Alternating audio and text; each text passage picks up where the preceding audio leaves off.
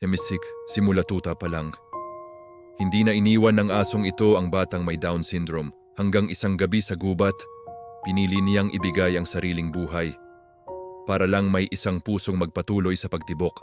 Ang kwentong ito ay tungkol kay Shadow, isang aso na nagturo sa atin kung ano ang tunay na kahulugan ng pagmamahal. Sa isang tahimik na barangay sa Laguna, dalawang biyaya ang sabay na dumating sa pamilya ni na Marco at Liza.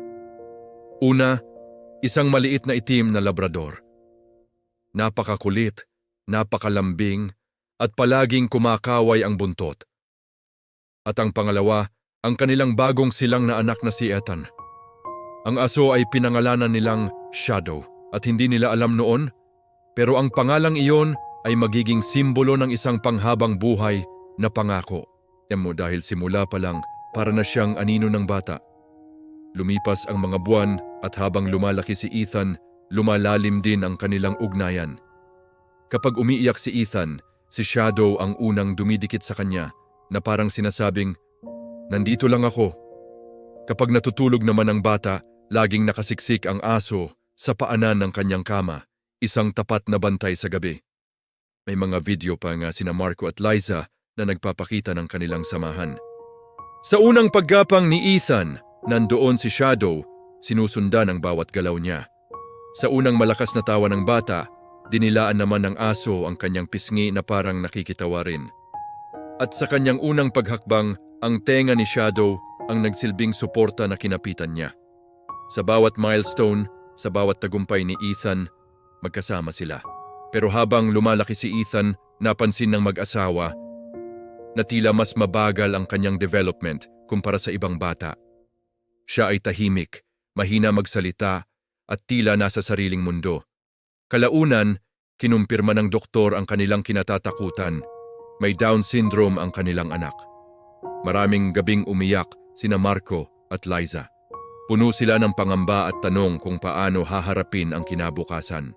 Ngunit sa gitna ng lahat ng ito, may isang bagay na hindi nagbago. May isang puso na hindi kailanman nanghusga. At iyon ay si Shadow. Hindi niya nakita ang kondisyon ni Ethan. Ang nakita lang niya ay ang kanyang kaibigan, ang kanyang kapatid. Kung nasaan si Ethan, naroon din si Shadow. Hindi siya nang iwan. Isang hapon, abala si Liza sa paglilinis ng bahay. Nagva-vacuum siya ng carpet. Si Ethan naman, na ngayon ay mas malikot na at curious sa kanyang paligid, ay tahimik na naglakad papunta sa likod bahay. Gaya ng dati, sumunod sa kanya si Shadow. Doon, may isang sirang bahagi ng bakod na hindi napansin ni Liza. Dahil sa ingay ng vacuum, hindi niya napansin na lumabas ang bata. Tumahol si Shadow ng paulit-ulit, sinusubukang tawagin ang atensyon ni Liza, pero ang kanyang mga tahol ay nalunod sa ingay. Lumabas si Ethan sa bakod at pumasok sa kalapit na kakahuyan. Sinubukan ni Shadow na pigilan siya. Kinagat niya ang laylayan ng damit ni Ethan. Pilit siyang hinihila pabalik, pero matigas ang ulo ng bata at nagpatuloy lang ito sa paglalakad. Kaya walang nagawa si Shadow kundi samahan na lang siya para siguraduhing hindi siya mag-isa. Halos isang oras silang naglakad sa loob ng gubat. Samantala, sa bahay, natapos nang maglinis si Liza. Doon niya lang napansin na wala ang kanyang anak. Nawawala si Ethan. Pumasok ang kaba sa kanyang dibdib. Sinimulan niya itong hanapin. Sigaw, takbo, paghahanap. Hanggang sa makita niya ang lumaking siwang sa kanilang bakod. Agad siyang tumawag ng pulis at mga kapitbahay. Nagsimula na ang isang malawakang search operation. Sa loob ng gubat, unti-unti nang dumilim. Ang dating paraisong puno ng halaman ay naging isang lugar na nakakatakot para sa isang bata. Napuno ng takot si Ethan. At sa isang maling hakbang, sa isang iglap, nahulog siya sa isang 3 metrong lalim na hukay. Malakas ang kanyang pagbagsak at pagkatapos noon, hindi na siya gumalaw. Nataranta si Shadow. Tahol siya ng tahol. Nag-ikot sa paligid ng hukay, naghahanap ng paraan para matulungan si Ethan. Sinubukan niyang humukay pero masyadong malalim. Hindi niya maabot ang kaibigan niya. Pero kahit ganoon, hindi siya umalis sa tabi ng hukay. Binantayan niya si Ethan. Lumipas ang mga oras.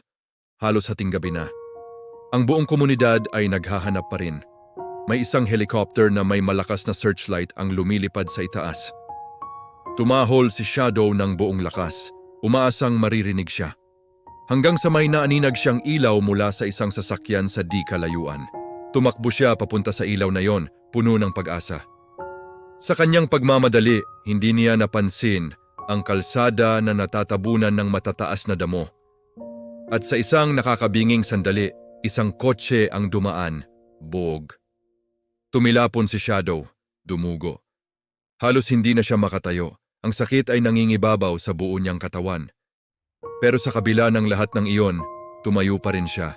At tumahol siya ulit. Isang tahol na puno ng sakit pero mas nangingibabaw ang pag-aalala. Isang tahol para kay Ethan. Ang kanyang mga tahol ang narinig ng mga pulis. Kahit gumagapang na lang, pinangunahan sila ni Shadow papasok sa gubat. Bawat hakbang ay isang pagsubok pero hindi siya tumigil. Hanggang sa marating nila ang hukay. At doon nakita nila si Ethan.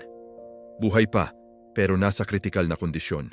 Habang maingat na inaakyat ang bata mula sa hukay, habang ang lahat ay nakatuon sa pagliligtas sa kanya, isang katawan ng tahimik na bumagsak sa lupa. Si Shadow. Payapa siyang pumikit na parabang sinasabing, "Tapos na ang misyon ko." Naligtas si Ethan. Mahaba ang naging gamutan pero unti-unti siyang bumalik sa dati. Isang araw, dinala siya ng kanyang mga magulang sa puntod ni Shadow. Sa maliit na lupang iyon, hawak ni Ethan ang pulang kwelyo ng kanyang anino, ng kanyang kuya. At sa unang pagkakataon, bumigkas siya ng mga salita na malinaw at puno ng damdamin. Mahina niyang sinabi, "Salamat, Kuya Shadow." Ang tunay na pagmamahal ay hindi nasusukat sa haba ng buhay. Nasusukat ito sa lalim ng sakripisyong handa nating ibigay para sa mga taong mahalaga sa atin. Ang kwento ni Shadow ay isang paalala na minsan, ang mga bayani ay may 4 na paa at isang buntot na laging kumakaway. Kung may mahal kang taong nangangailangan ng tulong at pag-unawa, handa ka bang maging Shadow sa buhay nila? Salamat sa panonood. Kung naantig ka sa kwentong ito, huwag kalimutang mag-subscribe para sa iba pang mga kwentong magbibigay inspirasyon sa atin. Hanggang sa muli.